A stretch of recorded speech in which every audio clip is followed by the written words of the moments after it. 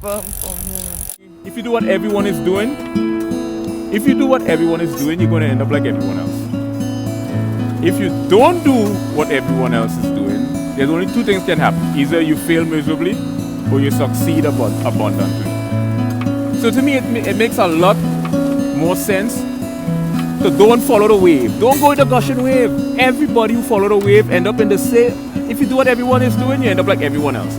Everyone else who is following that wave end up in the same predicament. Bash out, all of them clash together. Yeah. But you somewhere up there struggling, fighting through the tide, going through the